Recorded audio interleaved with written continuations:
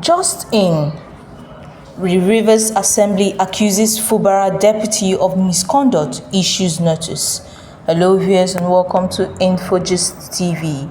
The Rivers State House of Assembly has issued a notice accusing the state governor, Similaye Fubara, and his deputy, Ngozi Odu, of alleged misconduct. 26 members of the assembly made the misconduct allegations against Fubara in a notice sent to the Speaker, Martin Samehule, on Monday. According to the lawmakers, the action follows Section 188 of the Constitution of the Federal Republic of Nigeria, 1999, as amended, and other existing laws.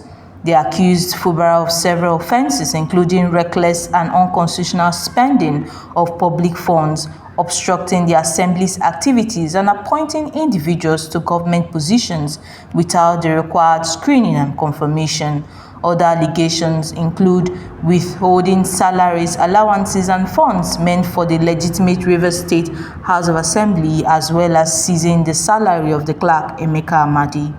The lawmakers also accused the Deputy Governor Ngozi Odu of conniving and supporting the illegal appointment of persons to government positions without the required screening and confirmation. Upon receiving the notice, Amehule forwarded it to Fubara, stating that the allegations were raised by not less than one-third of the membership of the Rivers State House of Assembly.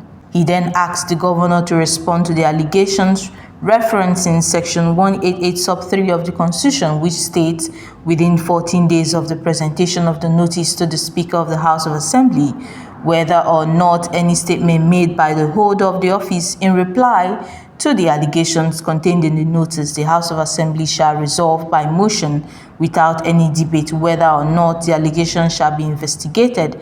Amehule also advised the governor to act accordingly and extend his esteemed regard. Recall that as the political crisis in Rivers State continues to fester, the Minister of the Federal Capital Territory, Pro-Wike, has mocked the governor, Similaye Fubara, over recent developments in the state. Wike, who boasted of his victory in the political battle between him and the governor, said, "You are down by 2-0, referring to Fubara.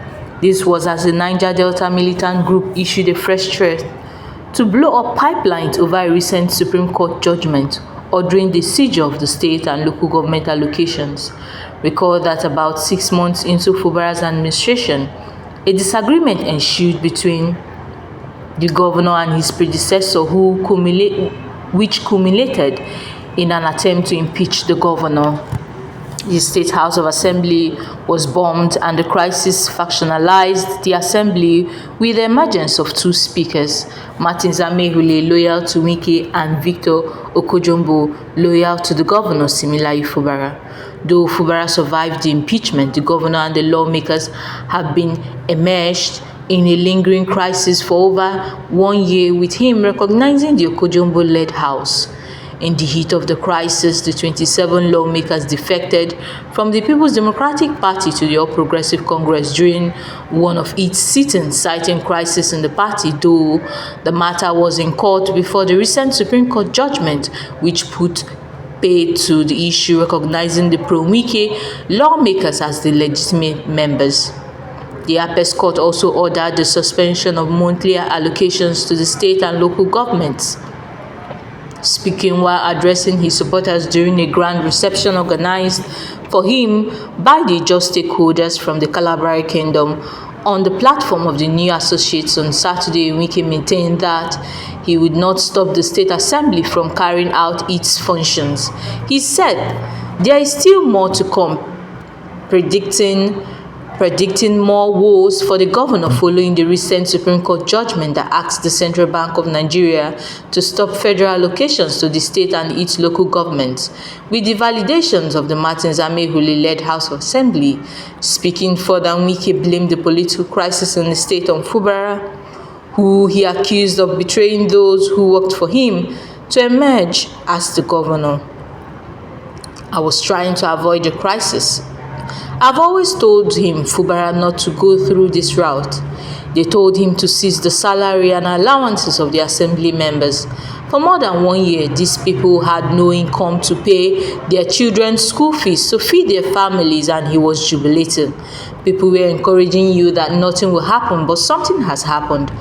I am not going to stop the assembly from performing their constitutional duties. The assembly members should be allowed to perform their constitutional duties. People who love peace do not threaten other people. The more you threaten, the more the problem. Assembly people must do their work. Whatever they deem necessary and fit that is constitutional, they should do. I'm not going to stop anybody from carrying out his or her power. I would not do that. With all our effort and our sweat, we cannot be pushed out. All of you suffered, and somebody cannot just come because they gave him power overnight and say we should get out. If you watch all those around the governor, they are people who are naturally ingrates. Nobody who is not an ingrate will associate with the governor with what is going on. Only those who believe that they do not appreciate and thank God for any good thing will associate with themselves, he said. Wike vowed to deliver the state to President Bola Ahmed Tinubu in 2027, boasting that I've defeated them before and I will continue to defeat them. So, for me, I have made it clear that this state is supporting President Bola Ahmed Tinubu. A militant group, Niger Delta Ground Fighters, issued a fresh threat to attack oil pipelines over the Supreme Court's judgment ordering the seizure of the state's allocation. This comes barely a week after the Niger Delta Rescue Movement threatened to disrupt oil productions if the federal government did not intervene in the political crisis affecting the state.